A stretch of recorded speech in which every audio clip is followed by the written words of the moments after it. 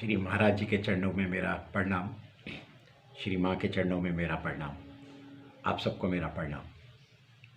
तो जैसे कि मैं कथाएं, बाबा जी की लीलाएं सुना रहा था, तो मुझे कई बार इनबॉक्स में कुछ लोगों के मैसेज आए कि ये तो हम कहानियाँ जानते हैं, ये लीलाएं जानते हैं। तो मेरा उनसे यही रिक्वेस्ट है कि ये लीलाएं बार बार सुनो। जैसे हमारे भागवत होती है, रामायण होती है, राम कथा होती है, तो हम उनको बार बार सुनने जाते हैं। बार बार सुनने से क्या होता है, जो आपके कष्ट हैं वो माइल्ड होने शुरू हो जाते हैं।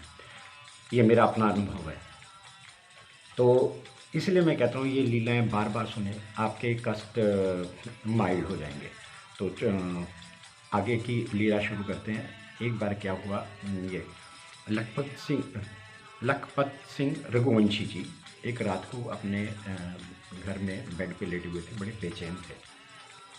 और बेचैनी का कारण था कि उनका अगले दिन ऑपरेशन होना था। तो उनको यही थे कि ये ऑपरेशन कामयाब होगा कि नहीं होगा, पर वो बाबा जी को याद कर रहे थे। तभी रात को उनके दरवाजे पे ज़ोर से नॉक हुई।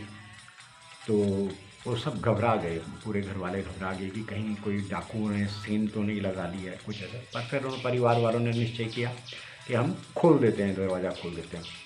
तो जैसे ही दरवाज़ा खोलते हैं, बाबा जी प्रकट, और बाबा जी सीधा लखपत सिंह रघुवंशी जी के कमरे में जाते हैं और उनको बोलते हैं, तुम्हें पता है मैं नर्मदा नदी के पास था और मुझे वहाँ से आना पड़ा, है ना, तुम फिक्र ना करो, तुम्हारा ऑपरेशन ठीक हो जाएगा। तो जब बाबा जी ने बोल दिया, फिर वो तो अंतिम बात है। और फिर ऑपरेशन अगले दिन हुआ, सक्सेसफुल हुआ और वो ठीक हो गए। तो बाबा जी की दूसरी लीला सुनाता हूँ। 4 नवंबर 1971 की बात है कि एक अमेरिकन महिला थी। वो अपने सहेली के साथ वृंदावन में थी। तो वो रिक्शे में जा रही थी। इनका नाम था राधा, इनका नाम इन्होंने राधा रखा हुआ था।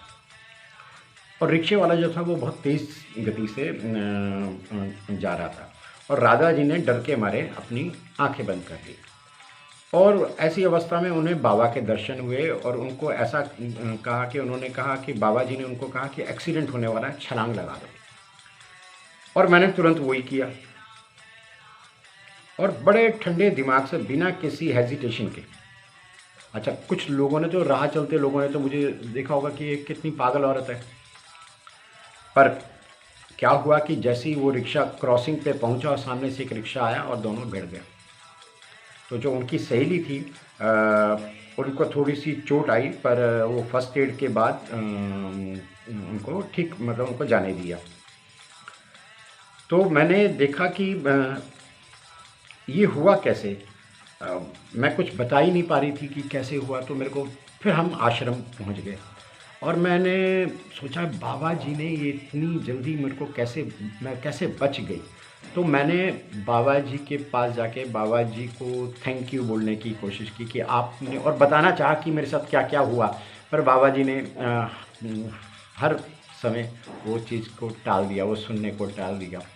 तो ये होती है महान संत की बात।